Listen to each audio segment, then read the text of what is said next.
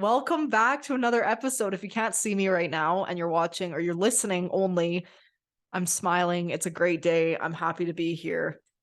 Um yeah, I'm feeling great. So this is a great day to do a podcast episode because there's something that's been on my mind, something that I want to talk to you all about, and something that I feel I haven't properly been able to articulate in previous episodes. And so I wanted to dedicate an entire episode to talking about this. One, because I think it's incredibly important, and two, because I think if I would have heard something like this during that period of my life, I think it would have helped me tremendously, mentally, emotionally, and even physically. So let's get into the episode. If you don't know anything about me, or if this is a very first episode of Just Mental that you are watching, first of all, welcome. It's great to have you here. Now, if you don't know me, my name is Kendal. I was a competitive basketball player for basically the last 12 years of my life. And no, I was not playing basketball when I was just born. That was the stupidest thing I could have ever said, but let's move past that. So yeah, competitive basketball player. I spent majority of my high school years, weekends, social events, hanging out with my team, going on away trips for tournaments, everything that you can imagine that you do as an athlete in high school. Now, as I was growing up, that was my entire identity, being an athlete. So growing up, my entire identity was tied up in who I was as an athlete. I was Kendal, the basketball player. I was not just Kendal. I was Kendal, the basketball player. And I think for a lot of young athletes, or even just athletes in general, this is something that you go through. This is just the normal transition from high school into real life, so to speak. And I didn't necessarily go from high school to real life in the sense that sport was done for me after I graduated. I actually received a couple of scholarships. I ended up playing at two different schools, and my career continued after graduation. And so there was a little bit more time for me to play out this identity in real life, as opposed to some of my teammates that I went to high school with. But so many people that I talk to, and even younger athletes that I'm beginning to talk to now, are coming to this kind of this head or this point in their career, or the end of their career, so to speak. That's typically when it happens, where they're like, oh my God, what the am I supposed to do now? That's literally the only thing you can think of is, up until this point, all I have ever done is played basketball, soccer, football, whatever it may be. And now I'm facing a reality that doesn't include that, and it's scary. And when I was younger, like when you're young, those thoughts don't really cross your mind. You have this idea that you're going to be able to do the things that you love forever, that sport is never going to truly disappear. And don't get me wrong, you can always stay involved in the game. I don't care what you say, it's never going to be the same. It does not carry the same weight. It does not carry the same semblance. The emotional attachment to the game is no longer the same. When you leave sport, or when you're forced to leave sport, whether you use up all of your eligibility or you get injured and you decide you're not going to go back, whatever the case may be, the day that you decide that you're done, things change. That's just the reality of it. And I guess this episode, I just wanted it to be like an open letter to the younger athlete, an open letter to my younger self, if I could speak to her, because so much of the time that we spend in athletics is for the sheer purpose of trying to get to the next level. At least that was my whole goal playing sports. I always knew I wanted to play college basketball. And so from the time I was like grade 8, my entire life was focused on what I needed to do to get there. And every single thing that I did pushed me further and further towards that goal.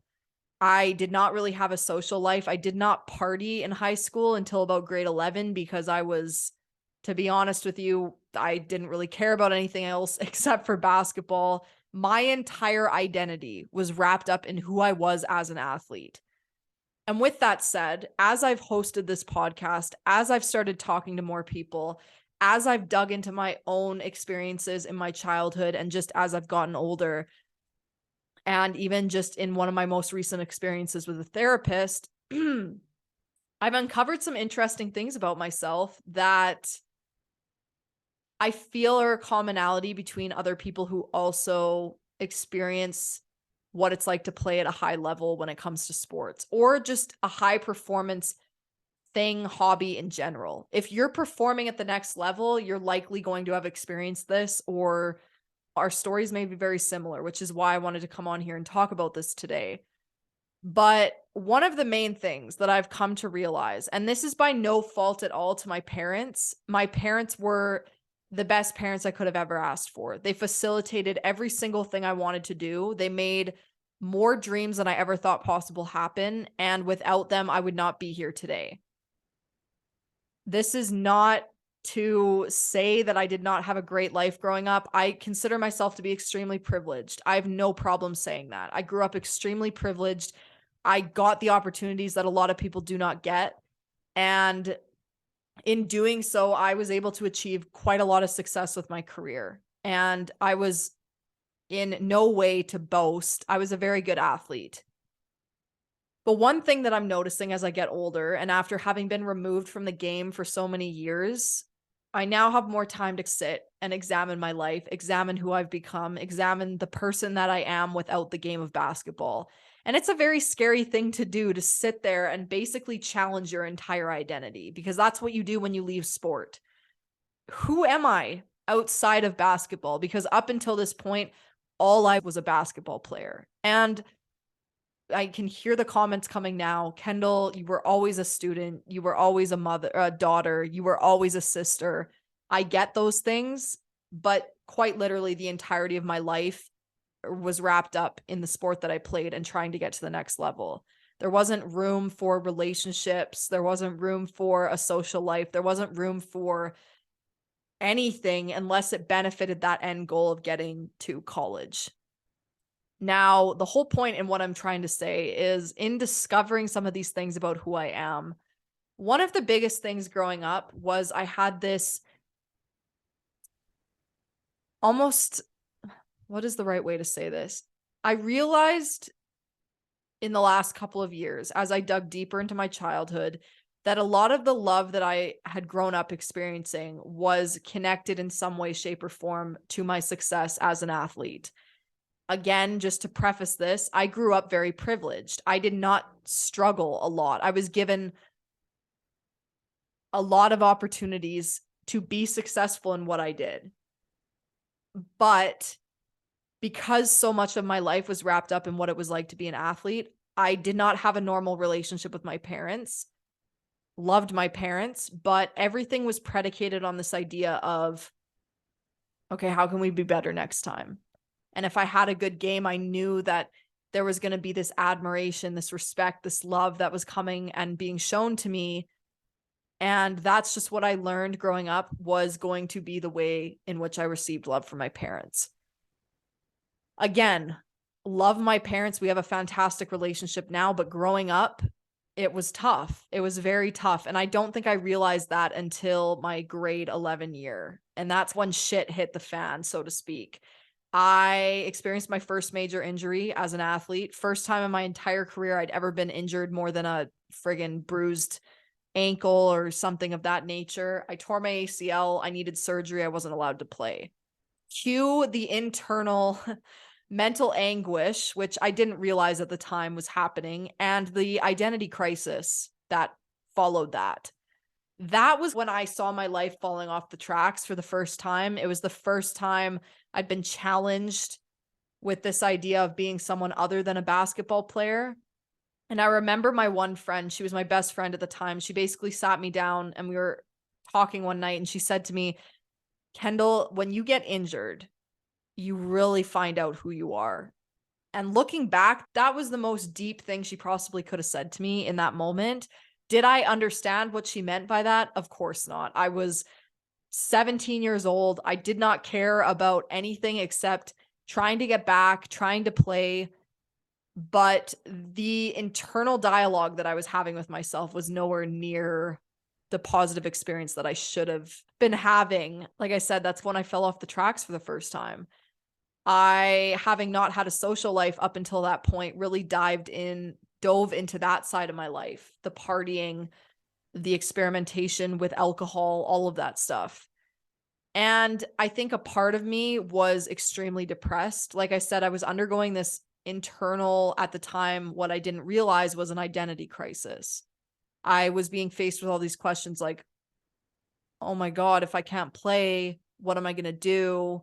If I can't go to the games, what am I going to do? And I wasn't really thinking about anything past that, my career after. I was obsessed with the idea of getting to the next level. And so that was always a piece in the back of my mind. But it was more so questions of, who am I? What am I? How do I fit in here? How do all of these other pieces of my life fit together to make me who I am?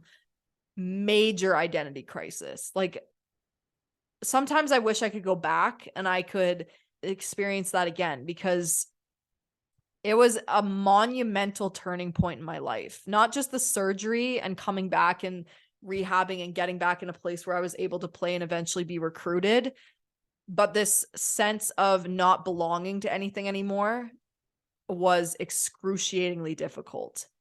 I think one of the major reasons why parents put their kids in sports is to, at least my parents used to always tell me, to keep me out of trouble. And if I was playing sports or if I was on a team, I always had something to do. And so I wasn't getting wrapped up in all this external stuff that happens as you get older, especially in high school. And it worked for a very long time until I was injured. And then I did start exploring those other avenues of life that I hadn't previously been interested in before, but now had no other choice, because that's what happens when you get injured. You get thrown into these other things and you start to lose your semblance of what is normal, because normal doesn't exist for you anymore. Normal used to be lacing up your shoes and going to practice every single day for X amount of years, for X amount of hours every single day. That wasn't the case for me anymore. So I had an identity crisis. I was able to learn quite a bit of about myself during that period. And so, unlike a lot of other athletes who experience that identity crisis maybe after their 5th year of university, 4th year of college basketball, whatever it may be, I experienced a little bit of that back then.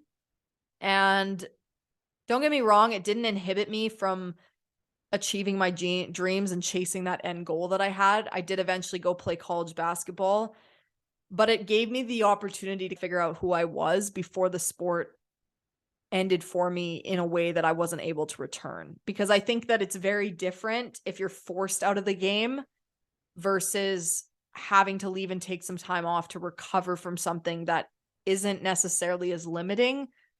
Obviously, there's certain injuries that are going to keep you back longer or keep you out forever. And if that were the case, then that scenario would fall under the second thing I was talking about there. But I had some time. I had some time to answer a lot of these questions that I am now exploring much more deeply.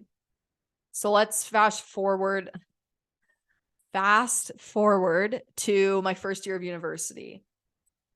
This was another unique situation, and I think a lot of younger athletes can probably relate. You get to the next level, you've spent the entirety of your younger years working towards this point, this goal in your life, and you get there and it's almost, this is it. This is what I've spent every waking moment of my life dreaming of being able to achieve.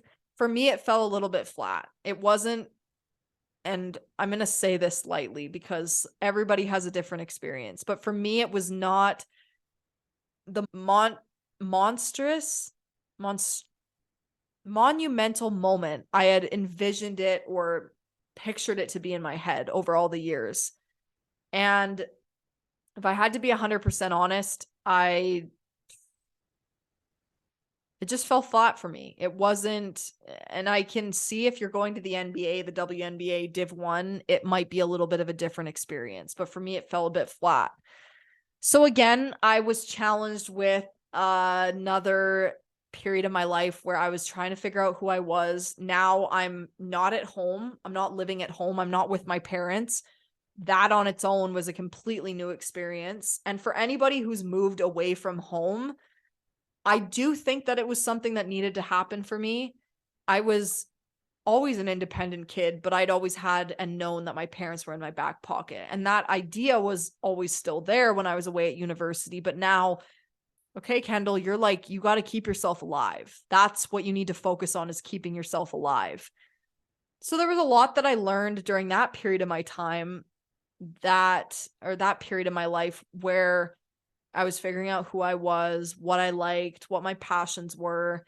Because let's face it, when you're in high school, especially when you're an athlete, your passion is your sport. That plain and simple, that's it. You don't really have to think about anything else. You don't have to work on developing these passions or these experiences because you're experiencing them all through sport. And if you're good at sports, typically that is just the route that you naturally go. And I thank my parents for putting me in sport very early on because I do think that the game has shaped me into who I am today. It truly has. It has given me every single ability and skill that I have today because of the fact that I was involved so early on, and I continued to practice those skills, fine tune those things for the entirety of the next basically 10 to 12 years of my life. What I would love to do is have more than one athlete on this show talking about what their experience was like, mentally speaking, going through this identity change when you officially leave sport. One of my best friends, she was somebody that I met in my first year playing back home in Calgary. And she had come back to play basketball as an older player, and she had 2 years of eligibility left. And she said, you know what? I'm just going to do it. And she did it. She played out her last 2 years.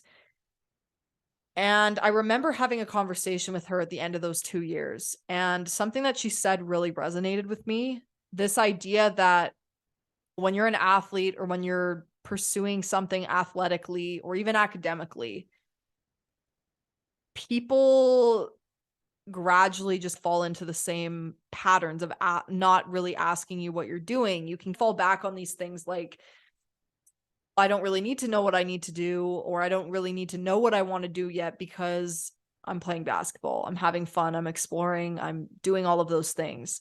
When you leave sport, that crutch is thrown out the window. You don't have that to lean on anymore. You're not an athlete anymore. Maybe you are a weightlifter, or I shouldn't say that. You'll always be an athlete, but you're not a basketball player in the same way that you were. Now you're an basketball player, or you used to play for X, Y, and Z.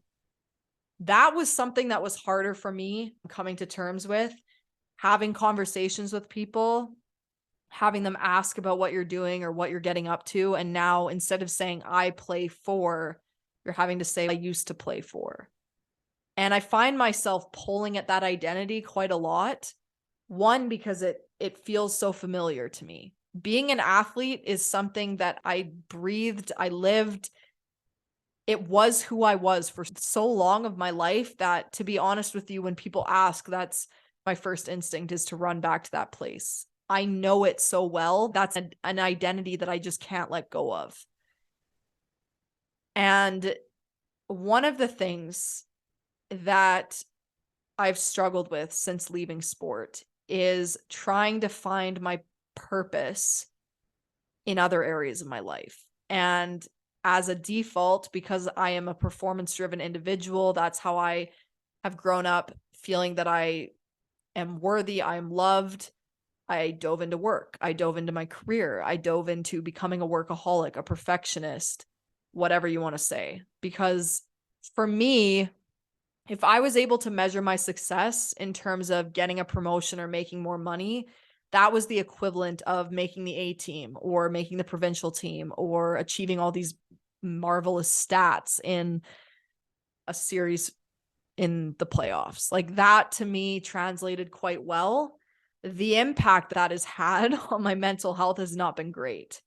I had a friend point out to me actually that this was after I had my first therapy appointment. And she said to me, Kendall, every time I ask how you're doing and work is not going good, your first instinct is to say, work's not great. I've been stressed, or I don't feel great. Like things are hitting the fan at work.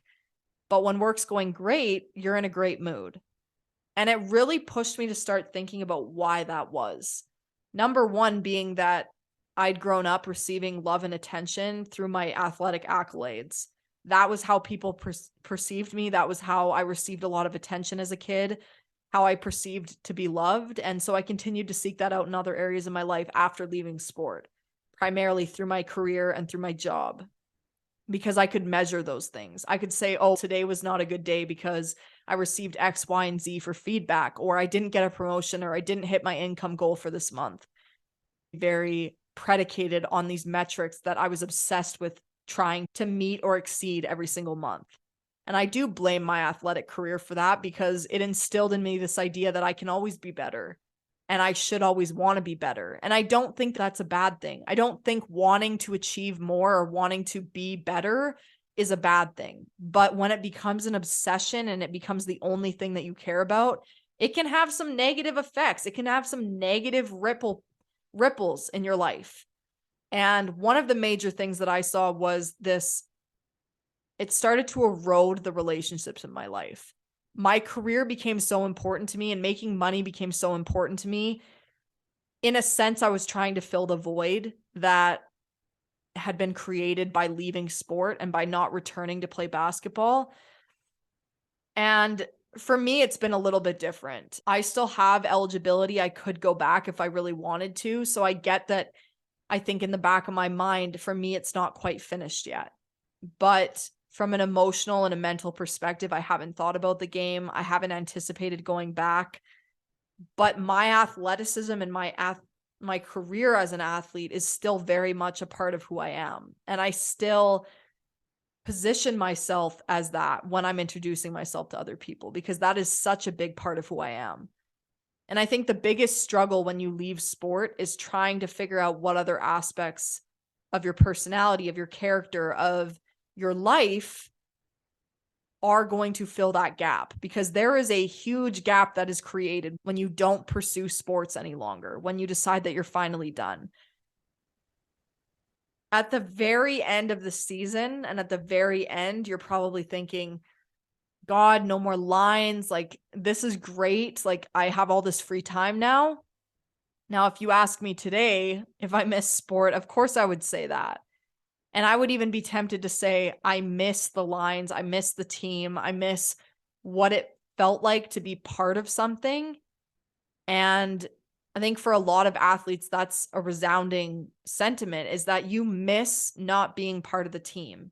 That is one of the biggest things that you're going to remember as an athlete, or having competed at a high level in anything, is the people who are around you and the memories that you created. It's not necessarily about what you achieved. Of course, winning a national championship would be a great story, but I bet you that story is also accompanied by the hundreds of other little stories of the teammates that you had, the relationships that you built, and this amazing life that you created because of your involvement in sport. And so for me, the hardest thing has been, okay, how do I replicate that community? How do I give myself a sense of belonging? Let's throw ourselves into our work. Let's create a new identity for myself. Let's become an entrepreneur. Let's become a podcast host. Let's do all of these things in the hope that one of them gives me the same feeling that being an athlete did, the same accolades, the same pedestal, all of it. And that's been a struggle. It's still a struggle to this day. I don't think there's going to be a day where I don't wake up and think, damn, Kendal is not an athlete. Kendal is no longer an athlete. I will always be an athlete. You will always be an athlete. You will always be an accumulation of what you've achieved in the past. It doesn't mean you necessarily need to hold that as part of your identity, but you will always be an accumulation of what you've done in the past. And that for me has been the hardest part since leaving sport, is trying to come to an understanding of who I am. Who is Kendal Russell? Not who is Kendal Russell, the basketball player, but who is Kendal Russell? And I think, speaking to a lot of younger athletes, this would be my advice. Number one, and probably the most importantly, enjoy it all. Like, it sounds so cliche, and I know that your parents have probably told you this a million times, or you've heard it from older athletes a million times, but those are going to be the things that you're going to wish you would have spent more time enjoying. You're going to miss those nights that you spend in the locker room with all of your teammates, goofing off, talking about all the shit that went wrong at the game. You're going to miss that shit. And you're going to wish that you could go back, and you're going to wish that you could relive that. I guarantee you. My other piece of advice would be, you are so much more than the sport that you play. You are so much more than the accolades that you consume or that you accumulate over your years of being a professional or high level player at any game, at any sport, at any hobby. You are more than your accumulation of accolades. You are more than what you achieved. And what do I mean by that? I'll just say this to myself, Kendal, you are a daughter. You are a sister. You are hopefully somebody's wife. You are a dog mom. You are kind. You are compassionate. You are smart. You are all of these things. And whether you want to acknowledge it or not, whether you want to tie yourself to the identity of being an athlete forever, it does not change the fact that you are all of those things. So I would challenge you to think of yourself as more than just an athlete. That was something that I was challenged to do when I first hurt my knee. And I'm thankful for that experience because it really opened my eyes to the other components of my life that truly have shaped me and continue to shape me into the person that I am today. I get that it's scary. It was scary for me too. It sent me down a really rough path to be in a position where I'm now having to challenge my entire identity, not knowing what the next move is, not really understanding who I was at that point besides the game and my involvement in the game. Be open. Be open to who else you are and what identities you have besides just being an athlete. Because you're going to be an athlete for a certain amount of time. That time comes to an end at some point. Whether you want to believe that or not, there will be a day when you are no longer an athlete. And at that point, you're going to have to come to terms with who you are besides that. And that is a scary thing. But I promise you that you are more than your accumulation of the accolades that you've achieved. You are more than your achievements. You are more than your toughest, darkest moments. You are more. I hope that today's episode was able to bring you a little bit of clarity, or at least bring you some semblance of belonging to something outside of being an athlete, whether you're a current athlete, a past athlete, or someone who's going to be experiencing leaving the world of athletics in a short amount of time. There is life outside of sport. I can promise you that. And it takes a while to figure out who you are without it, but you can do it. And you are so much more than the sport that you play or the title athlete that you give yourself.